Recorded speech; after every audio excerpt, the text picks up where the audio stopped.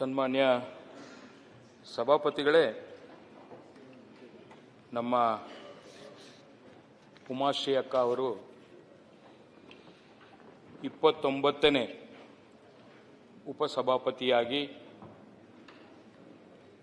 ಆಯ್ಕೆ ಆಗಿರತಕ್ಕಂಥ ಈ ಶುಭ ಸಂದರ್ಭದಲ್ಲಿ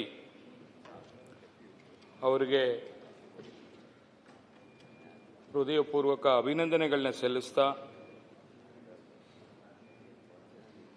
ಈ ಚಿಂತಕರ ಚಾವಡಿ ಹಿರಿಯರ ತಾನೆ ಅಂತ ಏನು ಕರಿತೀವಿ,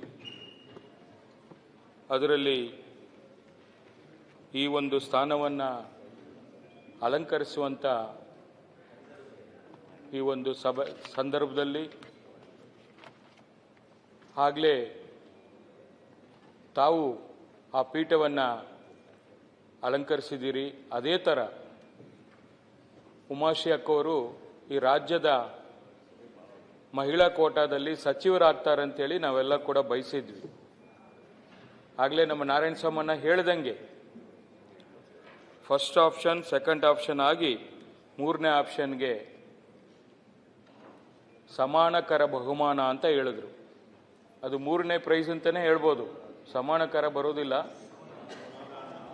ಸಮಾಧಾನ ಆಗಲಿ. ಇವತ್ತು ನಾವೆಲ್ಲ ಕೂಡ ಆ ಮಹಿಳಾ ಕೋಟಾದಲ್ಲಿ ಮಹಿಳೆಯರಿಗೆ ಆದ್ಯತೆಯನ್ನು ಕೊಡ್ತೀರಾ ಅಂತ ಹೇಳಿ, ಅದು ಮೇಲ್ಮನೆ ಇರ್ಬೋದು, ಕೆಳಮನೆ ಇರ್ಬೋದು, ತುಂಬ ಕಾತರದಿಂದ ನಾವು ಕಾಯ್ತಿದ್ವಿ. ಅದಕ್ಕೆ ಅವಕಾಶ ಸಿಕ್ಕಿಲ್ಲ. ಮುಂದಕ್ಕೆ ಮುಖ್ಯಮಂತ್ರಿಗಳು ಮಾಡ್ತೀವಿ ಅಂತ ಹೇಳಿದ್ದಾರೆ. ಇರಲಿ, ಉಮಾಶ್ರೀ ಅಕ್ಕವರು ಕೂಡ ಆ ಸ್ಥಾನದಲ್ಲಿ ನಾವು ನೋಡಬೇಕು ಅಂತ ಆಸೆ ಇತ್ತು. ಇವತ್ತು ಅಟ್ಲೀಸ್ಟ್ ನಮ್ಮ ಕಡೆ ಅವ್ರನ್ನ ಕರ್ಕೊಂಬಂದು ಕುಣಿಸಿದಿರಿ.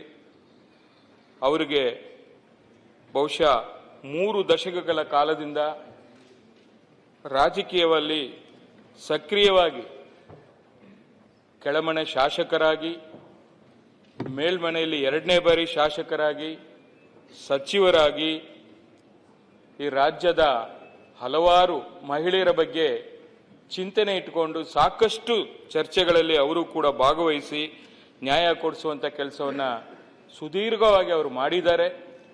ಅವರಿಗೆ ಭಗವಂತ ಇನ್ನಷ್ಟು ಶಕ್ತಿಯನ್ನು ಕೊಡಲಿ. ಇಡೀ ನಮ್ಮ ಸದನಕ್ಕೆ ಒಂದು ದಾರಿದೀಪವಾಗಿ ಎಲ್ಲರನ್ನ ತೆಗೆದುಕೊಂಡು ಹೋಗುವಂಥ ಕೆಲಸ ಮಾಡಲಿ. ಅದು ಅದ್ ಕಡೆ ಇರ್ಬೋದು, ಈತ್ ಕಡೆ ಇರ್ಬೋದು, ಎಲ್ಲರನ್ನೂ ಸಮಾನದಿಂದ ನೋಡುವಂಥ ಒಂದು ಕೆಲಸ ಆಗಲಿ. ಈ ವಿರೋಧ ಪಕ್ಷಗಳಿಗೆ ಯಾವಾಗಲೂ ನಾವು ಸಂವಿಧಾನದ ಜೀವಾಳ ಅಂತ ಕರಿತೀವಿ. ಆ ಸಂವಿಧಾನದ ಜೀವಾಳ ನಾವೆಲ್ಲ ವಿರೋಧ ಪಕ್ಷಕ್ಕೆ ಹೆಚ್ಚೆಚ್ಚು ಅವಕಾಶ ಕೊಟ್ಟು ಈ ಒಂದು ಸದನಕ್ಕೆ ಹೆಚ್ಚು ಒಂದು ಮೆರುಗನ್ನು ತಂದುಕೊಡುವಂಥ ಕೆಲಸವನ್ನು ತಮ್ಮ ಅವಧಿಯಲ್ಲಿ ಆಗಲಿ ಅಂತೇಳಿ ಮತ್ತೊಮ್ಮೆ ತಮಗೆ ನಾನು ಈ ಸಂದರ್ಭದಲ್ಲಿ, ಈ ಚಿತ್ರರಂಗದಲ್ಲಿ ಕೂಡ ಹಲವಾರು ಸಾಧನೆಗಳನ್ನು ತಾವು ಮಾಡಿದ್ದೀರಿ. ಬಹಳ ವರ್ಷಗಳಿಂದ ಒಂದು ಹಿಸ್ಟ್ರಿಯನ್ನೇ ಕ್ರಿಯೇಟ್ ಮಾಡಿದ್ದೀರಿ ಅಂತ ಹೇಳಿದ್ರೆ ತಪ್ಪಾಗಲಾರದು. ಗ್ಯಾರಂಟಿ ನ್ಯೂಸ್, ಸುದ್ದಿ ಖಚಿತ, ನ್ಯಾಯ ನಿಶ್ಚಿತ.